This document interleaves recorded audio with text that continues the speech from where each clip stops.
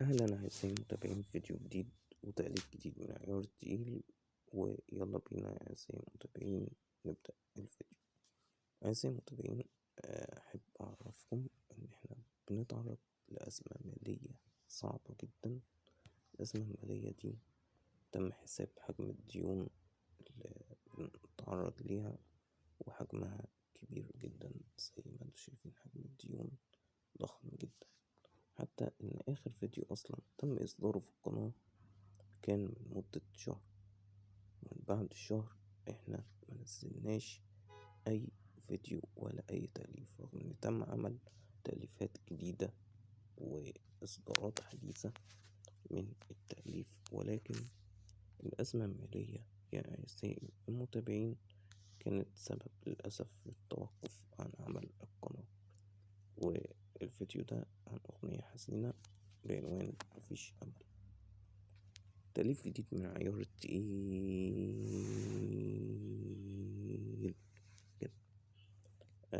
الأغنية الحزينة دي تم تأليفها في أكتر من 4 غيرهم تم تأليفهم تحت.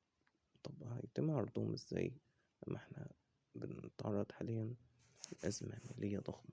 مش هينفع ان احنا ننزل فيديوهات للأسف الشديد. يعني الفيديو ده لو نزلناه أصلا هيزود حجم الأزمة المالية. هنزله بالعافية يا دوبك الفيديو ده. طب التأليف التاني ده هينزل ازاي؟ عارفين خانة كده اسمها في القناة كوميونيتي أو المنتدى؟ هي دي هنزل فيها إن شاء الله التأليف لحد ما الأزمة المالية تهدى وتتفك. طبعا يا أعزائي المتابعين الموضوع برا إرادتنا. الموضوع جه فجأة يا أعزائي المتابعين. احنا مكناش عاملين حساباتنا ولا احنا كنا مرتبين احتياطاتنا ان الموضوع يوصل كده.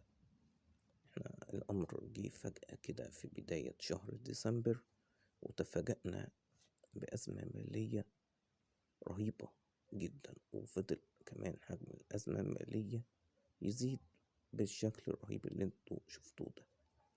أعزائي المتابعين، ياريت تحطوا لايك وكومنت وتشتركوا في القناة وتصبروا علينا لحد ما نحل الأزمة المالية. وأوعدكم إن شاء الله إن احنا هننزل كل التأليفات الجديدة، حتى لو نزلناها في المنتدى هنزلها تاني في فيديوهات خاصة. يا أعزائي المتابعين، اوعوا تسيبوا القناة، افضلوا دعموا القناة حتى لو احنا في أزمة مالية. واشوفكم في فيديو جديد يا أعزائي المتابعين، مع السلامة.